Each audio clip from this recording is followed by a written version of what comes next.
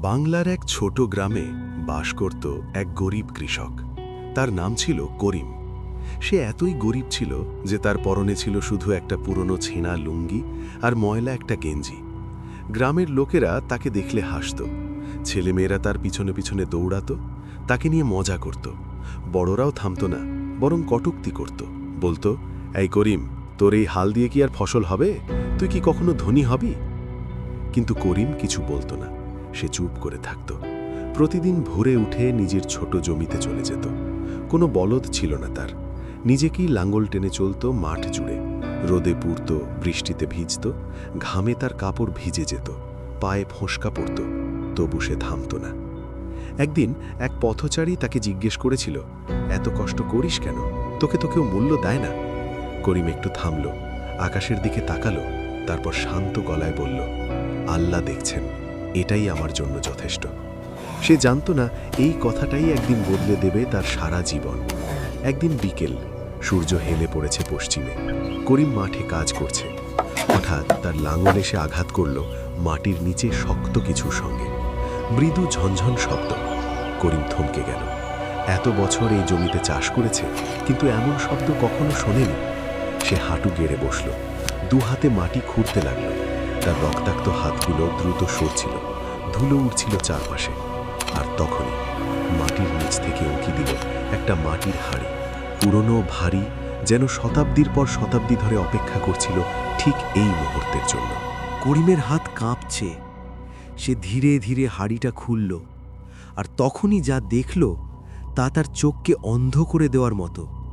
সোনা, পুরো হাঁড়ি ভর্তি সোনার মুদ্রা। সেগুলো এত পুরনো যে তার ওপরে কালের আবহ জমে গিয়েছিল। সোনার সেই হলুদ আভা সূর্যের শেষ আলোয় মিশে চারপাশ ভরে দিল এক অপূর্ব সোনালি রঙে। করিমার চোখের জল ধরে রাখতে পারল না। সে আকাশের দিকে তাকালো, দু হাত তুলে ফুপিয়ে ফুপিয়ে কাঁদতে কাঁদতে বলল, আল্লাহু আকবার, ইয়া আল্লাহ, তুমি আমার সব দেখেছ, তুমি আমাকে কখনো ভোলোনি। আমি জানতাম একদিন তুমি আসবেই। সেই রাতে গ্রাম যেন থমকে গেল। খবর ছড়িয়ে পড়ল মুহূর্তেই। যারা সকালে করিমকে দেখে হাসছিল, তারাই এখন তার কুঁড়েঘরের জানালার বাইরে দাঁড়িয়ে ভিতরে উকি দিয়ে দেখছে। করিম ভিতরে শান্ত হয়ে বসে আছে, হাঁড়িটা পাশে রেখে। আর বাইরে থেকে গ্রামবাসীর মুখগুলো অবাক, ঈর্ষা কাতর, অনুতপ্ত। একজন ফিসফিস করে বলল, ওই মানুষটাকে আমরা সারা জীবন হাসিয়াছি, আর আল্লাহ তোকে আজ সম্মান দিলেন। আরেকজন মাথা নিচু করে ফিরে গেল নিজের ঘরে। পরদিন সকাল, সূর্য উঠেছে নতুন আলো নিয়ে। করিম বেরিয়ে এলো তার ঘর থেকে। এবার তার গায়ে পুরনো ছেঁড়া কাপড় নেই, আছে পরিষ্কার সাদা পাঞ্জাবি। তার মুখে আজ এক অনাবিল শান্তি। সে দাঁড়িয়ে রইল সূর্যের সামনে। তার চোখে কোনো অহংকার নেই, শুধু কৃতজ্ঞতা, শুধু বিশ্বাস। মনে রাখবেন, মানুষ অপমান করে, কিন্তু সম্মান দেন আল্লাহ। রিজিক ও সম্মান দুটোই আল্লাহর হাতে। তাই কখনো কাউকে ছোট করবেন না, কারণ তাকদীর বদলাতে এক মুহূর্তই যথেষ্ট।